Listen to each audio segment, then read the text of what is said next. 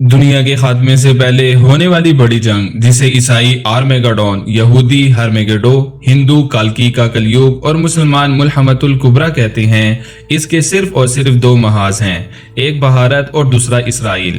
کمال کی بات یہ ہے کہ ان دونوں محاذوں پر صرف ایک ہی قوت اور ایک ہی دین کے پیروکار آج بھی لڑ رہے ہیں اور آخری بڑی جنگ تک لڑتے رہیں گے، وہ مسلمان ہیں۔ سید الانبیاء صلی اللہ علیہ وسلم کی حدیث الکفر ملت واحدہ، کفر ایک قوم ہے کہ مصادق مسلمان گزشتہ 50 سالوں سے اگر نام نہاد سیکولر عیسائیوں سے لڑے ہوں یا صہیونی غلبے کے علمبردار ہوں، یہودیوں سے برسر پیکار رہے ہوں، ہندوؤں کے دل، زبانیں، حتیٰ کہ سول اور عسکری قوت بھی مسلمانوں کے مخالفین کا ہی ساتھ دیتی رہی، اسی طرح یہودیوں اور عیسائیوں پر مشتمل جدید مغربی تہذیب و طاقت بھی مسلمانوں اور ہندوؤں کے مارکے میں ہمیشہ ہندوؤں کے ساتھ ہی رہی۔ لگتا ہے یہ دونوں محاذ اپنی آخری بڑی لڑائی کے لیے گرم ہو چکے ہیں۔ دنیا گزشتہ 5 ماہ سے کورونا کی لڑائی لڑ رہی ہے، شاید ہی کوئی ملک ایسا ہو جو اس خوفناک افریت سے بچا ہوا ہو۔ ایک اندازے کے مطابق 1 کروڑ لوگ اس مرض کا شکار ہو چکے ہیں اور 50 لاکھ ان میں سے دائی اجل کو لبیک کہہ چکے۔ ہر طرف ایک پکار ہے کہ کورونا نے پوری دنیا کی معیشت، معاشرت اور انفرادی زندگی کو روند کر رکھ دیا ہے۔ لیکن ایسی خوفناک صورتحال میں بھی بھارت اور اسرائیل دو ایسے ممالک ہیں جو اپنی جنگی برتری اور توسیع پسندانہ غلبے کے لیے میدان جنگ میں کود چکے ہیں۔ کورونا کی دہشت اور امریکہ میں سیاہ فام شخص جارج فلائیڈ کی موت کے بعد پھوٹنے والے نسلی فسادات کا فائدہ اٹھاتے ہوئے اسرائیلی وزیر اعظم بنجمن نیتن یاہو نے اعلان کیا ہے کہ وہ اپنے انتخابی وعدے کو پورا کرتے ہوئے 1967 میں اردن سے چھینے جانے والے مغربی کنارے کے علاقے کو 1 جولائی 2020 کو قانونی طور پر اسرائیل میں شامل کر لے گا، یعنی اس کالم کی تاریخ اشاعت سے ٹھیک 4 دن بعد یہ سانحہ رونما ہونے والا ہے۔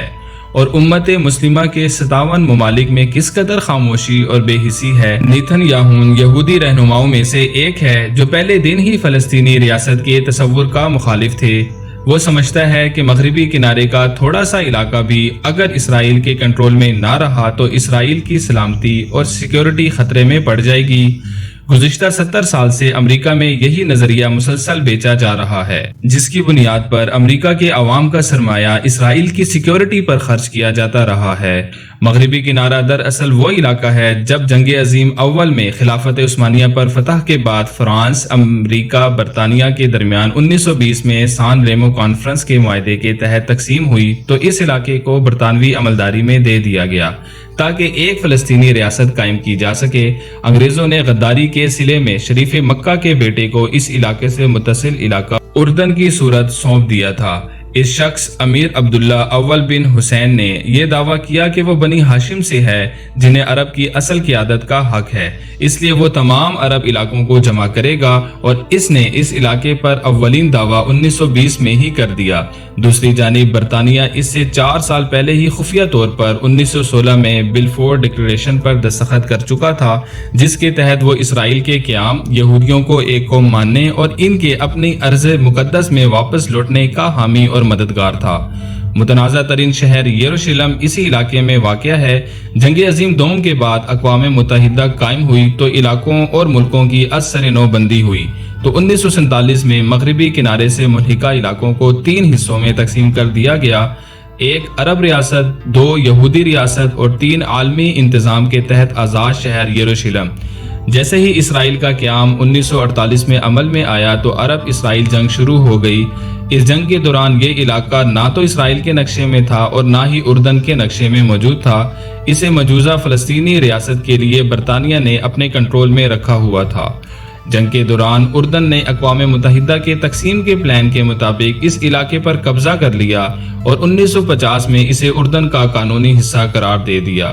اپنے قیام کے 19 سال بعد جون 1967 میں اسرائیل اپنی پوری جنگی تیاری کے ساتھ حملہ آور ہوا۔ اس 6 روزہ جنگ میں اسرائیل نے مغربی کنارے پر قبضہ کر لیا اور ساتھ ہی مشرقی یروشلم پر بھی قبضہ کر لیا۔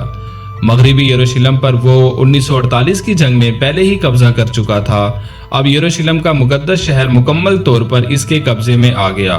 یروشلم کی مشرقی حصے کی ہی اصل اہمیت ہے کیونکہ اس میں یہودی کا سب سے مقدس مقام دیوار گریہ، مسلمانوں کی مسجد اقصی، عیسائیوں اور مسلمانوں کا مشترکہ ورثہ قبۃ الزہرا اور کنسیت القیامہ یعنی وہ مقام جہاں عیسائیوں کے مطابق حضرت عیسیٰ علیہ السلام کو سلیب سے اتار کر دفن کیا گیا تھا، پھر وہ وہیں سے دوبارہ زندہ ہو کر آسمانوں کی سمت چلے گئے تھے۔ یہ مقبرہ آج بھی ایک خالی قبر کی صورت ہے جس پر گرجا تعمیر کیا گیا ہے۔ یروشلم کا قدیمی شہر بھی مشرقی یروشلم میں ہی ہے، جس کی گلیوں میں سیدنا عیسیٰ علیہ السلام اور ان سے پہلے آنے والے لاتعداد پیغمبر رہتے رہے۔ اسی شہر سے سید الانبیاء صلی اللہ علیہ وسلم معراج پر روانہ ہوئے تھے۔ اس مغربی کنارے میں اس وقت تقریباً 20 لاکھ مسلمان آباد ہیں اور 1967 سے لے کر اب تک اسرائیل نے دنیا بھر سے 4 لاکھ یہودیوں کو یہاں لا کر آباد کیا ہے۔ ان 20 لاکھ مسلمانوں کے علاوہ اصل اسرائیل میں بھی اس وقت 16 لاکھ مسلمان آباد ہیں، جبکہ یہودیوں کی تعداد 73 لاکھ ہے۔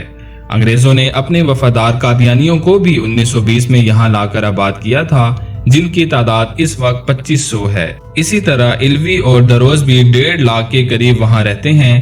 ان سب پر یہودی قبضہ اور غلبہ گزشتہ 70 سال سے برقرار ہے۔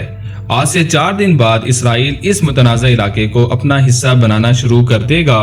عین ممکن ہے کہ فوراً صرف چند فیصد علاقوں کا اعلان کیا جائے اور دنیا کا رد عمل دیکھ کر پھر کورونا کا بھرپور فائدہ اٹھایا جائے۔ مسلم دنیا پر اس وقت کورونا کی وبا تو بہت کم ہے، لیکن ان میں مدت سے بے حسی اور مغلوبیت کا وائرس سرایت کر چکا ہے۔